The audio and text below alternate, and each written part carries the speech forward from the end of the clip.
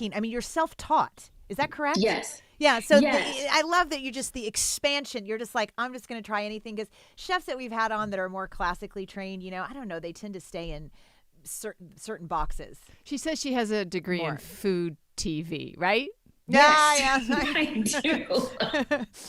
I do. My grandmother and I used to watch, and I don't know if you all remember this show, but it was a gentleman called Justin Wilson. He was the most Southern guy that you would have ever meet. Like, his accent was incredible, and he would just have us in stitches as he would be in the kitchen. And he was one of our favorite food TV chefs, and we would watch him and everybody else that came on food TV growing up, before there was the Master Chef and all of that. This is just people in their homes with a couple of cameras and making it happen. And I consumed so much that I definitely have a degree in food TV. Have you met Justin? Have you reached out to him now? Justin has passed. When I was probably 3, he was maybe 70.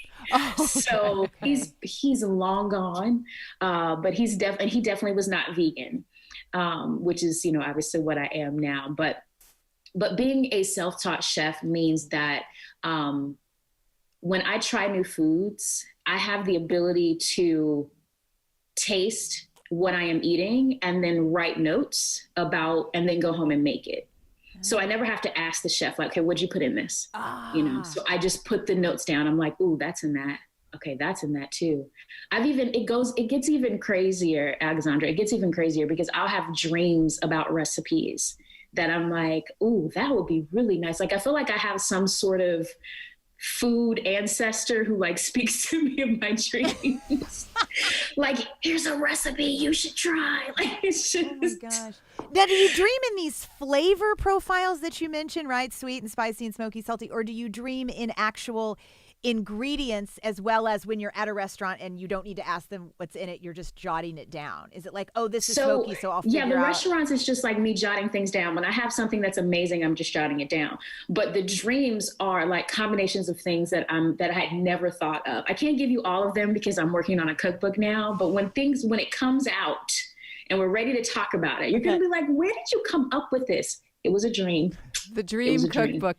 I'm going to have to. You've never had a cooking dream, can I just say? No, I never have. Never, ever. We're not really good. Never. But I actually am.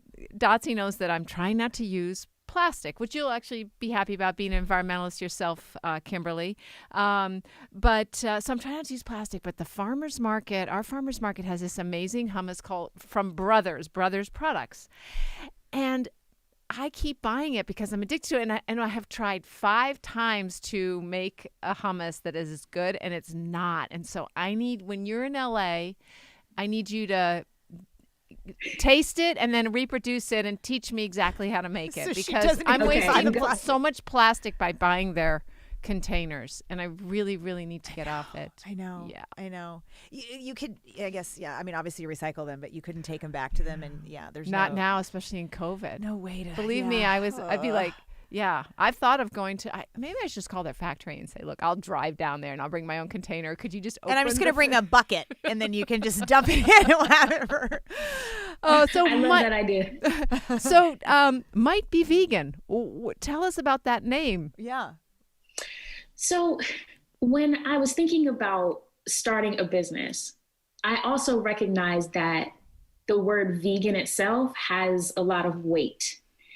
It comes with a lot of stereotypes in many places. Yeah.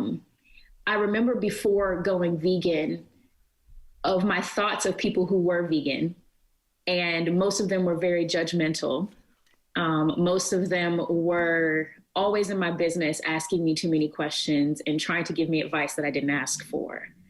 Mm-hmm. And I'm not that person. I'm going to share my information. I don't judge my friends when I'm sitting across the table from them. They feel their own judgment because they know that I'm vegan. They're like, I know she's watching me while I cut this steak. I'm like, I'm actually not watching you because I've already told you what you need to do. But that's an aside. So I didn't want to come across as that person. And I wanted to create a space where people felt comfortable trying. And I think that's the thing that I felt has been missing, and still even in some pockets is missing, where people are not giving room to try. It is an all or nothing. And if you don't do all, then you're bad and you're going to hell, because that's what happens, you know? And I think I've never been someone who learns that way and changes that way, that I wanted to allow people who change like me to find their home. And so that's why the name Might Be Vegan is what it is, because I said, I'm going to try this and I might be vegan. And if you think you might too, come on over. We'll try this together. And that's really what the name's about. Yeah. And then you can just go, I like how Alexandra said it earlier. It's like, it might be vegan, it might not. So, you know, if the people that are like, I'm not trying it because it's vegan, you know, you kind of, well, it might not be, Mike. So thank you so much for tuning in today. If we helped you in any way, then click the subscribe button and let's keep hanging out together. We have so much more to share with you. And if you need more information on actually making the switch for good, please visit us at switchforgood.org for loads of info. And you can subscribe to our mailing list where you will receive all sorts of super cool gifts, discount codes to our very fave dairy-free products, and a lifetime of powerful health tips. So join us on the journey to switch for good. This is the future.